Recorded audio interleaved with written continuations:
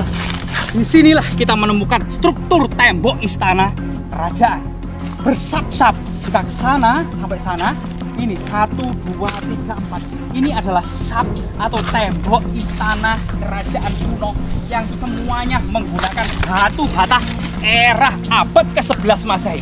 Bisa jadi diduga peradaban Medang Kamulang, keturunan Empu Sendok dan keluarganya ini membangun istana di atas bukit ini. Guys, jangan lupa like, subscribe, dan komen ya kan.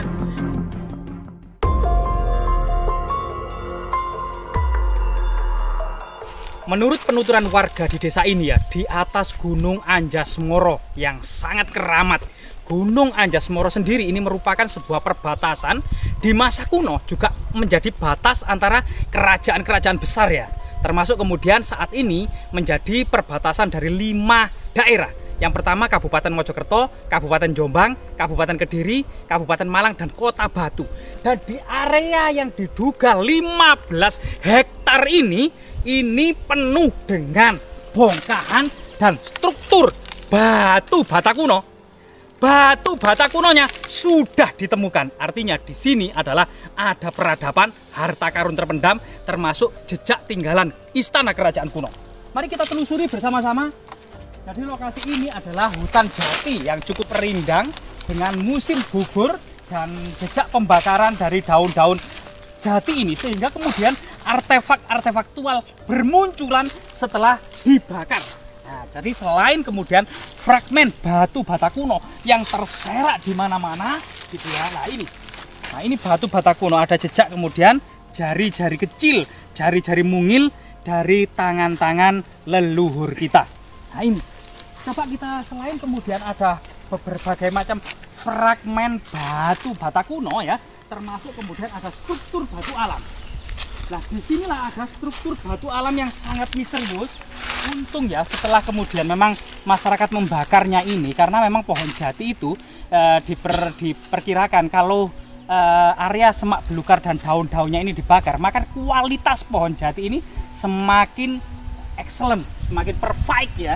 Jadi ini selain kemudian fragmen batu bata kuno yang kita temukan, juga lah di sini ada semacam pecahan tembikar ya, banyak sekali pecahan tembikar kuno ini. Artinya ini ada wadah, diduga merupakan bibir dari gentong, kendi, genuk, tempayan ya. Ini merupakan alat-alat yang digunakan sehari-hari pada masyarakat pada masa lalu ya.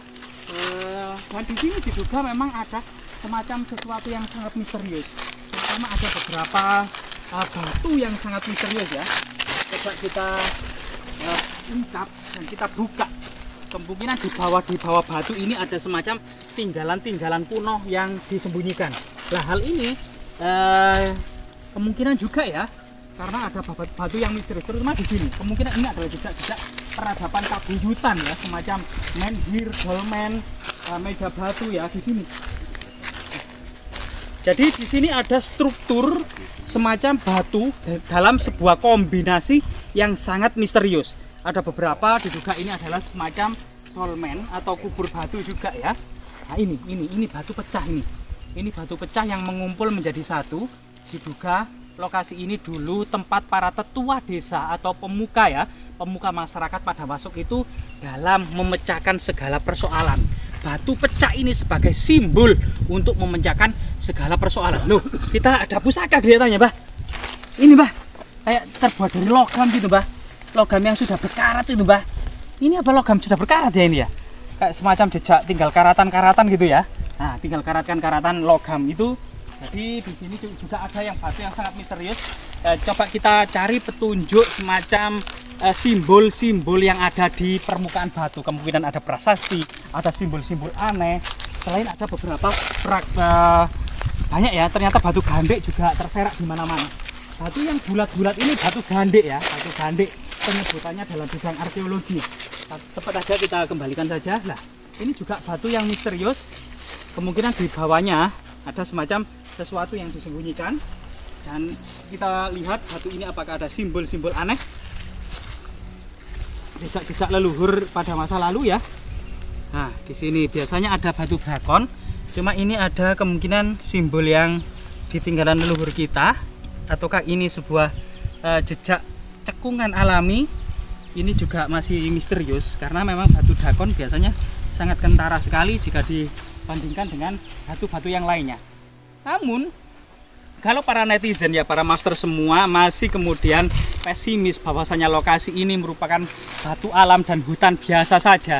Nanti kita tunjukkan ya, menurut di beberapa lokasi di sana ini ada semacam struktur batu bata yang banyak sekali. Nah, ini kita coba menuju ke sana sambil perjalanan kita menikmati rindangnya hutan jati, hutan pohon jati yang sangat rindang ini ya. Pohon jati ini, Pak Rus, kalau pohon jati sebesar ini itu kira-kira umurnya berapa Pak Rus ini? Berapa tahun? Sekitar 10 sampai 15 saja, 10 sampai 15 tahun lah. Jadi pohon jati itu memang pohon yang sangat apa nih ya, umurnya sangat panjang. Jadi sebesar ini katanya Pak Rus, salah satu kemudian channel kita ya, teman kita Mblentreng Channel, ini sudah berumur antara 10 sampai 15 tahun. Kalau pohon sengon yang berumur segitu itu mungkin sudah besar sekali ya, sudah besar sekali karena ini pohon jati itu memang pohon umurnya sangat panjang sekali. Dan biasanya pohon jati ini pada masa kerajaan-kerajaan ini merupakan bahan baku pembuatan kapal. Kapal-kapal Jawa ini pada masanya ini seperti di relief Candi Borobudur akan terlihat kapal layar, beberapa cadik ya, kiri kanan di cadik, ini ciri khas kapal-kapal Jawa. Di relief Candi Borobudur itu yang dibangun sekitar tahun 778 Masehi ya. Ini abad ke-8 Masehi, ketika Eropa itu belum memiliki kapal-kapal raksasa. Ketika kapal-kapal Arab itu masih kecil dan beberapa yang bisa menandingi kapal-kapal Jawa itu kemungkinan kapal-kapal Tiongkok ya. Tapi dari segi kualitas kayu jati dan kualitas kapal-kapal Jawa ini menandingi kapal-kapal yang ada di peradaban dunia. Karena satu-satunya peradaban kuno yang besar dengan kapal-kapal dan navigasi yang canggih adalah di Jawa tropis ya, di tropis. Satu-satunya negara dengan peradaban tinggi tropis adalah Jawa. Yang lainnya itu subtropis ya, rata-rata di India, di Tiongkok itu rata-rata subtropis. Sehingga di sana itu dikenal adanya musim salju. Maka kualitas pohon-pohon yang memiliki musim subtropis atau salju kualitasnya rendah jika dibandingkan dengan kualitas pohon jati atau pohon-pohon yang tumbuh di iklim tropis. Jadi peradaban kita memang bukan sesuatu yang isapan jempol. Leluhur Sriwijaya abad ke-7 itu sudah menaklukkan Madagaskar abad ke-7. Bahkan para pelaut Bugis, nah ini ternyata kita tidak sengaja di jalan ini juga penuh bata-bata kuno ya. Dan itu ada sesuatu struktur yang misterius Pak. Nah, batu bata kuno ini ketebalannya itu 8 cm loh. Mengingatkan pada bata kuno abad ke-10-11 Masehi.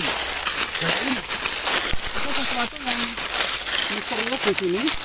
Selain memang di sini ada semacam pecahan fragmen tembikar ya. Nah, ini ada sebuah gundukan yang diduga penuh dengan batu-batu kuno.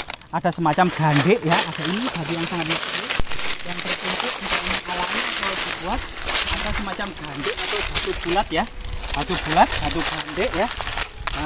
Beberapa logam juga kita temukan, tinggal itu semacam karatan-karatannya itu banyak. Nah, di sini kemungkinan juga mengandung sesuatu yang sangat misterius. Kembali lagi kepada peradaban Melayu dan peradaban Nusantara. Penakluk samudra pada masa abad ke-1 sebelum Masehi, 500 sebelum Masehi, sebenarnya orang-orang Melayu Polinesia ini penakluk samudra. Suku-suku di Korea, di Taiwan, sampai Madagaskar di Australia, Kepulauan Paskah di dekat Amerika Serikat, sampai Madagaskar ya tadi Tasmania di Australia ya, sampai Madagaskar di sebelah timur Afrika. Ini semuanya menggunakan bahasa dan ras Melayu Polinesia. Artinya kita satu-satunya bangsa penakluk samudra. Jadi nenek moyang kita adalah pelaut. Itu sebuah ungkapan yang bukan isapan jempol tapi sangat realistis. Lah, disinilah kita menemukan struktur tembok istana kerajaan. Bersap-sap. Jika ke sana sampai sana, ini 1, 2, 3, 4. Ini adalah sap atau tembok istana kerajaan kuno yang semuanya menggunakan batu bata era abad ke-11 Masehi. Bisa jadi diduga peradaban Medang Kamulang, keturunan Empu Sendok dan keluarganya ini membangun istana di atas bukit ini. Jadi batu-batu bata di sini semuanya murni dan tidak ada yang bervariasi. Ukurannya semuanya tebal, abad ke-10 ke-11 Masehi.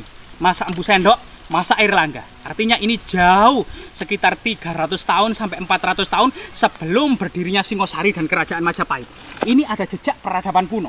Dan ini tentu harus didukung oleh sumber prasasti. Semoga kita ke depannya ini diekskavasi, ditemukan prasasti yang mengungkap jejak peradaban ini. Ini adalah tembok batu bata kuno seluas 15 hektar.